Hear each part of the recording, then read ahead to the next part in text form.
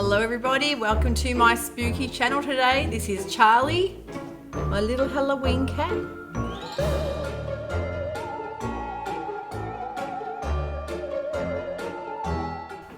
Well, today I've got on some Halloween gear. I've made these horns for my daughter who wore them to a ball for her university, and they had an angel and devil night. So we put together a little headband and got some hot glue, some roses and some little jewels, and I think that looks really cute. I'll pop a little picture up of her. They actually won best dress for the night, so I think that was it was worth going to a little bit of effort, even though we didn't make her dress. The horns were a hit. And today I have got on a little self-drafted dress that I actually stole from my daughter's wardrobe. She's worn it a couple of times over the past couple of years, but we just did it out of a really fun Halloween quilting cotton. And it says, I think it was actually made from the Laurel collet pattern, which is like a shift dress. Usually quilting cotton can be a little bit dubious to sew with, especially if you're making sleeves. It's not too bad if you're making an A-line skirt, but when you're making anything with sleeves, you've got to give it plenty of room because there's not a lot of give, and that's due to the way that the cotton is woven predominantly for furnishing fabrics and not for clothing. So you can get away with certain garments if you give it that little bit of ease in there. I'll give you a little bit of a look. This is a little bat fabric we got from Spotlight. So you can see some cute little novelty bats on there, and they have got quite a bit of Halloween fabric still in store. There's not much time. Halloween in Australia is really catching on lately. The last few years, it's just exploded. Growing up as a child in the 70s and 80s, Halloween was really more of an American tradition. We didn't celebrate it much here, but we wanted to. We heard all about how much fun it was, and being kids, we just wanted to dress up and have a bit of fun. And it slowly started catching on, towards the late 80s. Kids started trick-or-treating, and it was, I think it's fun. I think the whole history of it goes back to the Irish and Scottish ancestry anyway. So I really think that it's just something to embrace. And if it's fun for kids, it's a festive kind of time of year, why not embrace it and dress up? I think people are starting to dress up and have parties. The food, you'll see pumpkin sort of flavored things everywhere. I just think it's fantastic. So I've actually been listening to a podcast this morning. One of my favorite podcasts is the Savor podcast, and it's a whole history of pumpkins, and they delve into the whole history of jack-o'-lanterns and Halloween. So it's a really fun episode if you're interested in that. Another podcast I'm loving too at the moment, I've been listening to for quite a while, if you love spooky, supernatural kind of themed things, it's called A Funny Feeling.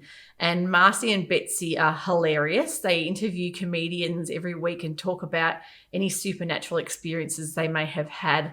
And it's a blast. It's a really fun podcast to listen to. It's lighthearted, but I think everyone may have had a bit of an experience in the past that they like to delve into, and you get the shivers up your spine, and it's a really fun one to listen to. Everyone that knows me knows that I am basically a big kid, a 47-year-old big kid.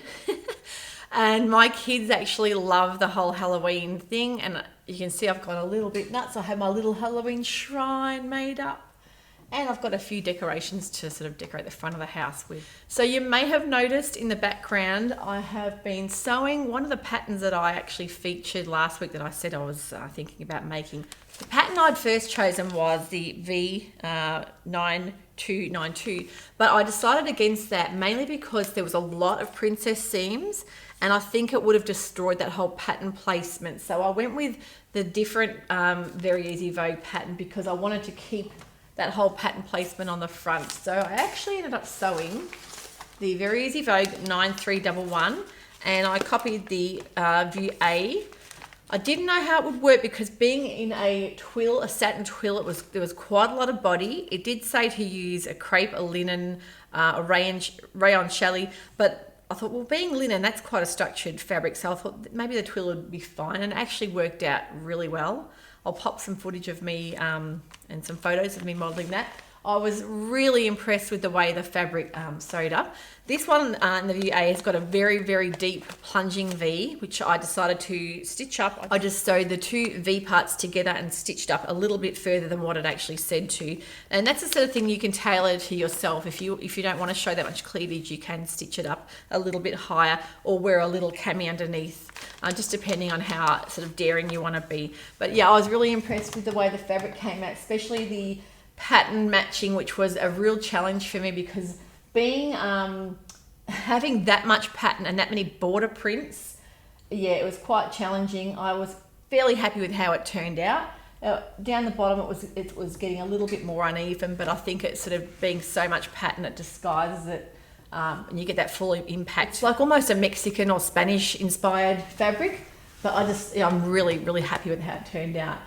With the top part too, with the border print, it did say on here how to match up, how to position your fabric for a border print and using the grain line.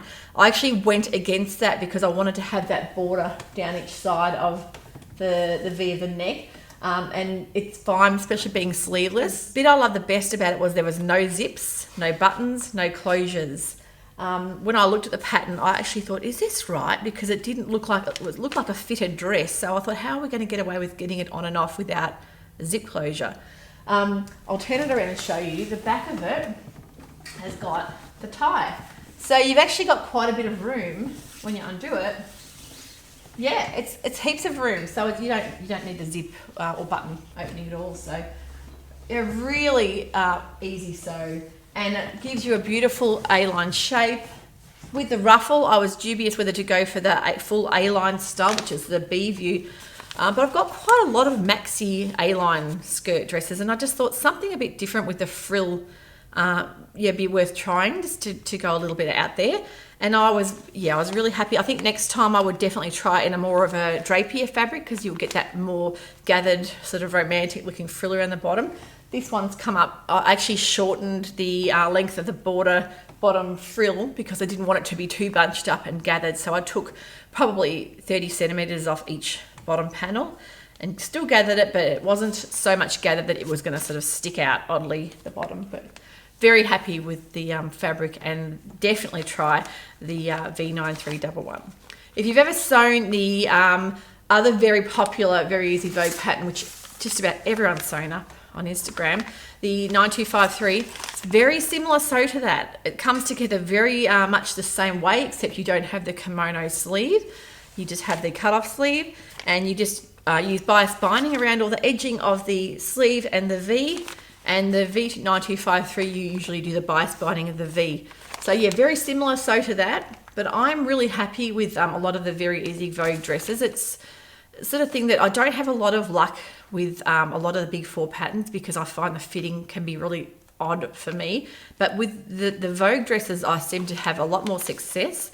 And I usually, when I first started sewing them, I was just confused about the sizing. And I thought having a lot of ease in the bottom half of the dress, I wasn't going to look at the measurement of the waist and hip as much as the bust because I wanted the shoulders to fit.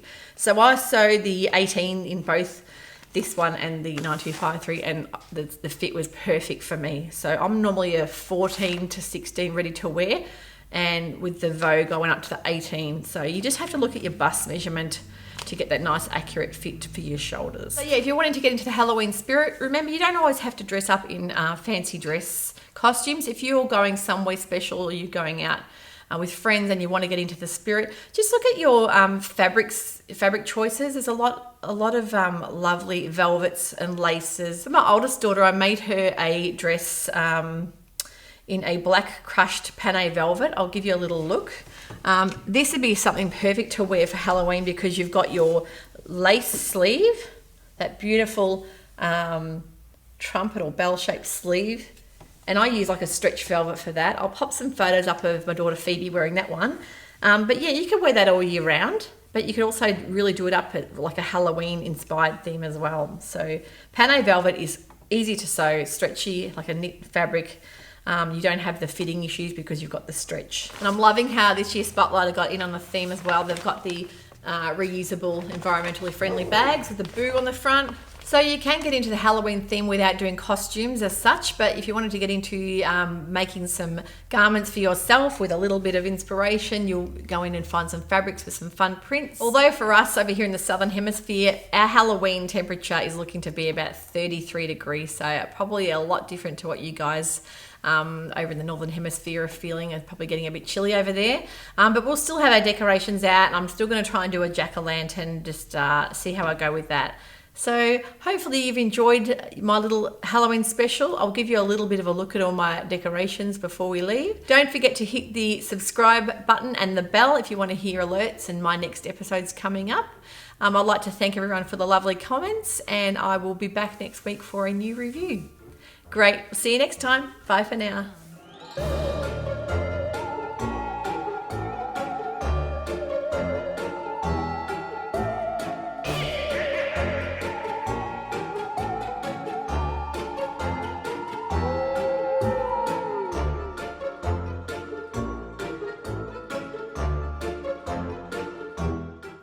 Today I'm going to talk to you about a few things I've been making, and there's probably fluff everywhere.